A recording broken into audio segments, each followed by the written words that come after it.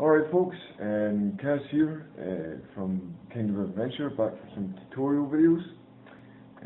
What I'm doing today is painting the bases that we did earlier on in the previous video.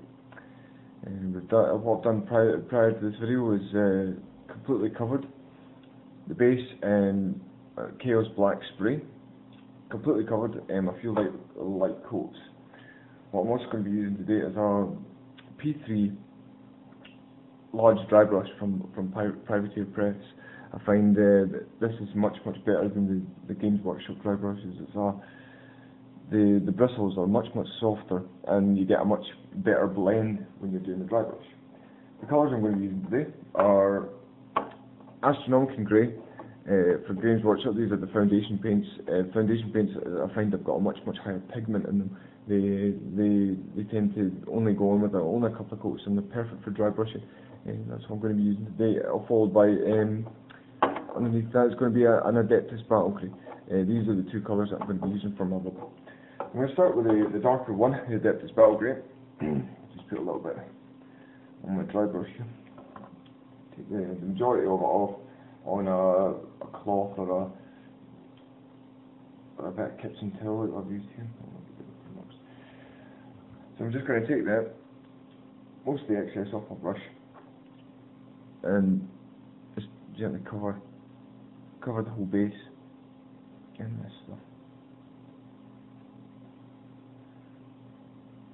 With a high pigment on the foundation paints, I tend to find this goes on very easily.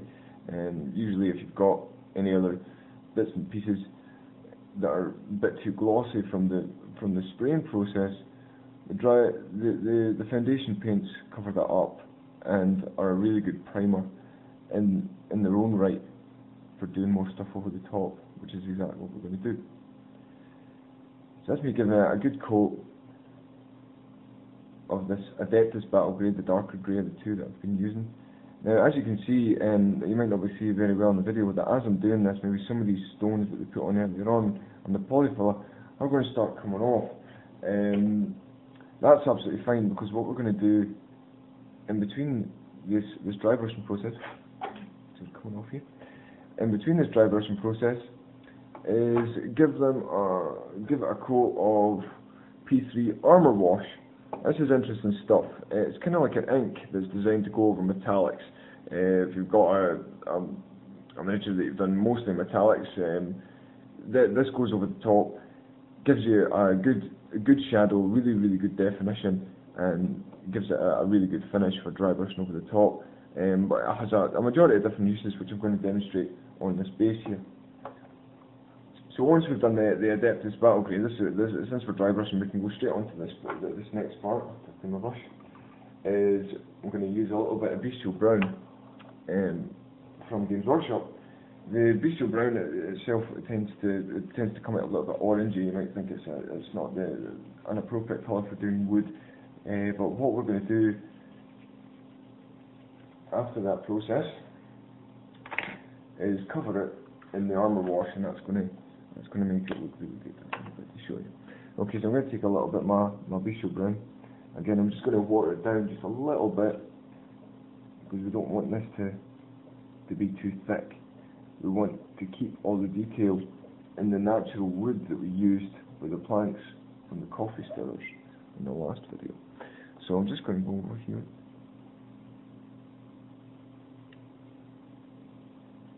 Covering these planks that we made with our coffee stirrers earlier on.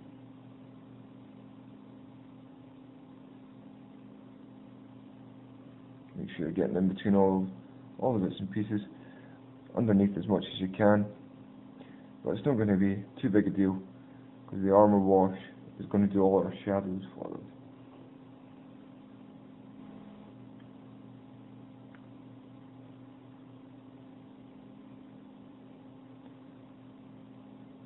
Okay, a couple to go here. There's one just along here,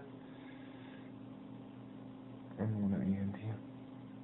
It's just like they've been walking through a destroyed house just somewhere in Normandy. So it's going to be like a kind of country farm town effect. There's a bit underneath that too. Okay, so that's as done as our bestial brown process, and once that's dry, we're going to cover this entire base in armor wash. Okay, so that's our planks of wood dry. I'm now going to take a Games Workshop wash brush. These are really good for getting a really good coverage. The brushes, the bristles are kind of tend to fan out. That's going to give you a really good coverage whenever you're doing any type of wash. This is no different. So I'm just going to put a little bit of this on the palette here. And this stuff's actually quite concentrated. You can water it down. I tend not to during this process.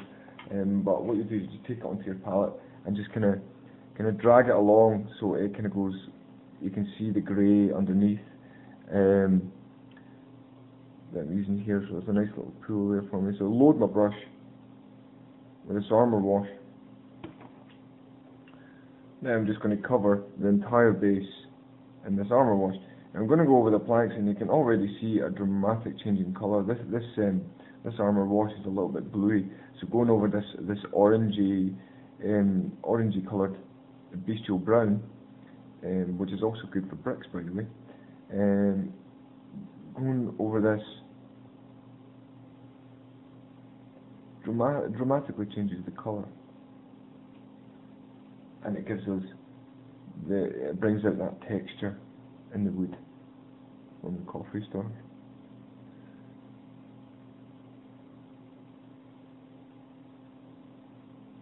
Okay, you might not be able to see that in the video, but it's a little bit shiny. Obviously, and part of that is due to the fact it's still wet, but it'll be a little bit glossy when it's dry. The way around that, I tend to use this after everything's finished. I tend to spray it with Army Painter anti-shine matte varnish. Now this stuff is really good. I use a lot of Games Workshop products, but one Games Workshop product I'm not very fond of is the Purity Seal. I'm sorry, Games Workshop, but your Purity Seal is not very good. It's very temperamental. Sometimes you can find that when you spray it on, you get a cloudy, powdery effect. That's as a result of the accelerant or the propellant, I should say, and the varnish itself not having a good mix or a good formula.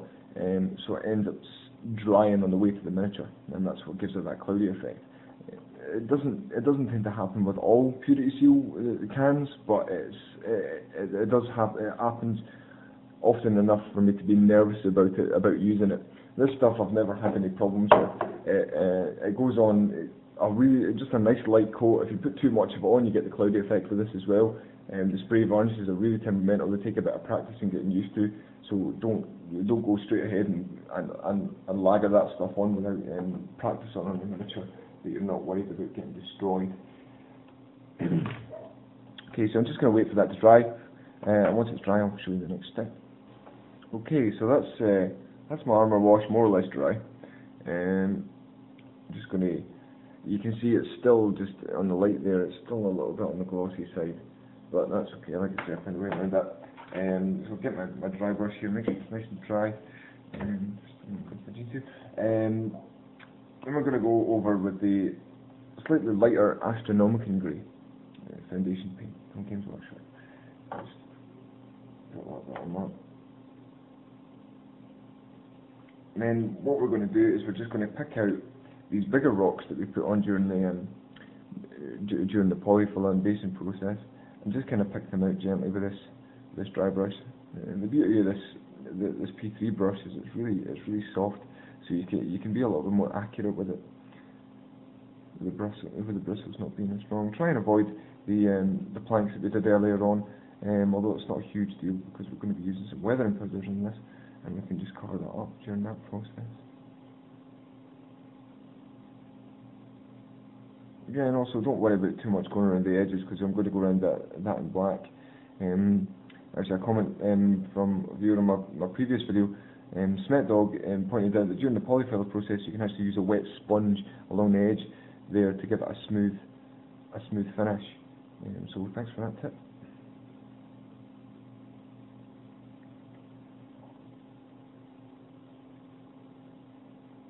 Okay, so that's me just pick those out, giving those rocks a little bit more definition. and once that's dry, we'll paint our miniatures.